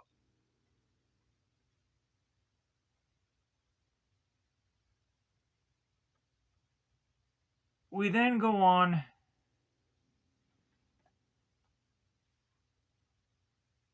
and have Enid that makes her way to God. Am I almost like okay? So uh, Enid makes her way to speak with her teacher and is to be talking about the application for the art academy. And the teacher ends up going on and telling Enid, it's like, well, yeah, about that. Like, if anything, like, uh, it seems that I'm to just kind of be told that you're no longer to have that scholarship, and also I'm gonna have to give you a failing grade on uh, on this class because of the actual like the whole art gallery thing. So after that, at this point, we then have Enid that is to speak with Seymour, and here's where we get the wine bottle. And so this eventually leads to the two of these characters who are having this whole conversation, and we then have Enid that is going on and asking uh, Seymour here. It's like, well, hey, like, why haven't you gone on and like kind of seen me as someone to date? And like it's really just all about their age difference, their age gap. So like this leads to them both being drunk and then them both sleeping together, and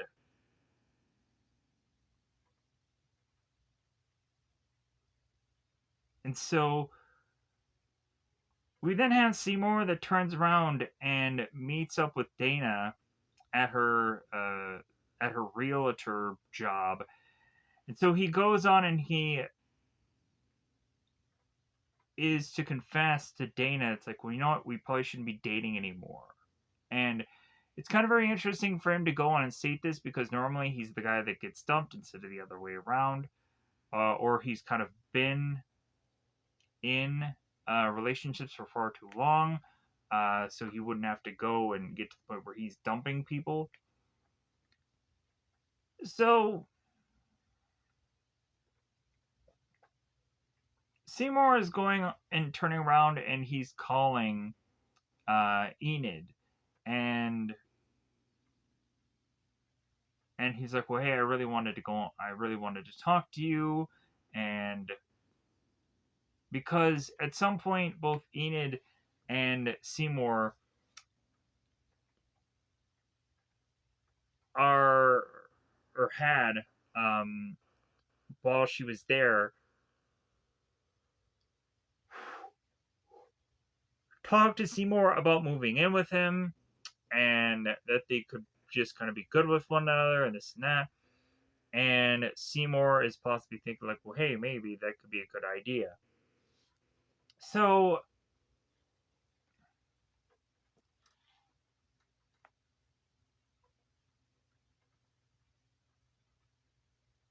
we have Enid that goes on and talks to Rebecca, and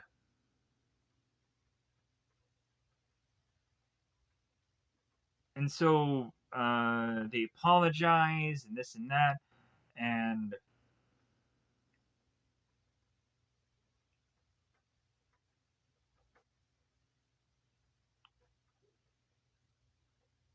we have Rebecca that is talking about like, okay, like I'm gonna go on and I'm gonna start moving this and that, and Enid is talking about how she's gonna go on and get that job at the computer station. So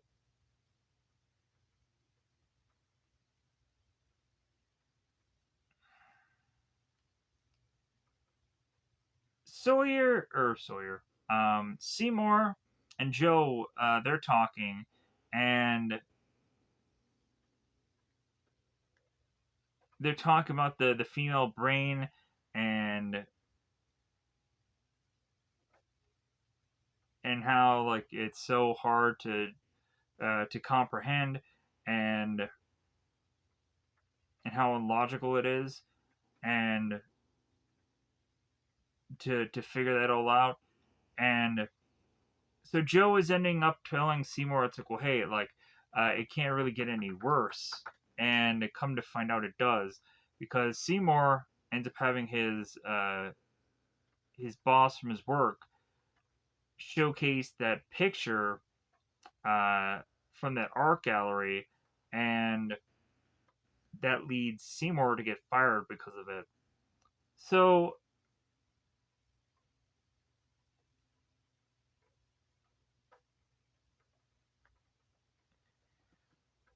both Rebecca and Enid are at this place, and so Rebecca is going on and saying to Enid, "It's like, well, hey, like, what are you gonna go on and like come in here and decide to just kind of move in?" And Enid's like, "Okay, yeah, like tomorrow at noon."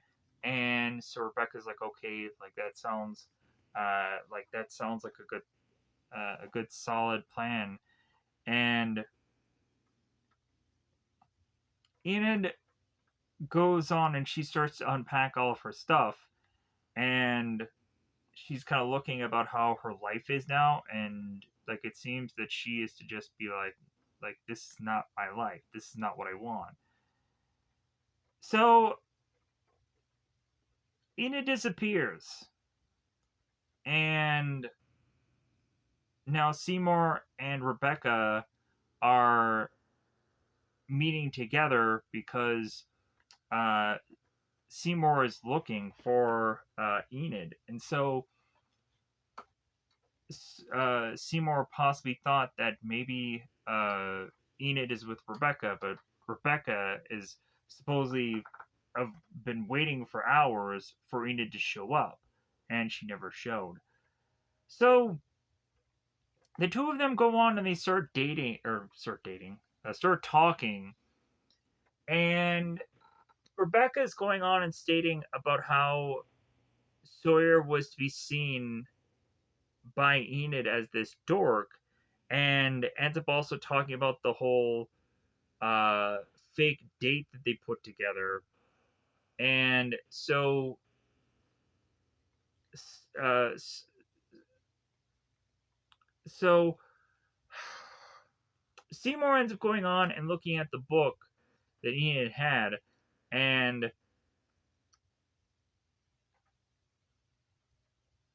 ends up having a sketch of Seymour going on to have this thought bubble of like nobody loves me. So, and then also sees the Josh picture and it has a bunch of hearts on it. So Seymour thinks that he's has been kind of been had here, and he's probably thinking that Enid and Josh were working together. So bizarrely enough, Sawyer goes to this gas station and he starts to rip apart the gas station, and that leads to have Doug, the guy with the nunchucks, grab and wrestle down uh, Seymour here, and that leads to them possibly calling the cops. So Enid meets up with Sawyer at the hospital, and she's like, "Well, hey, you must be loopy, like you must be on drugs." And he's like, "Well, I'm just high on life." So they're going on and they're talking about the book and the fact that like at some point, uh, yeah, like uh, Enid did write off uh, God, did write off Steve Buscemi's character, and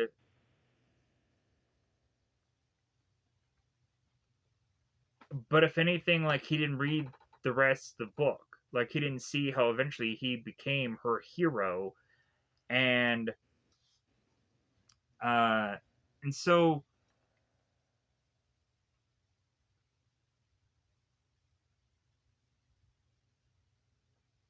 as we go on and we have Enid who leaves the clinic,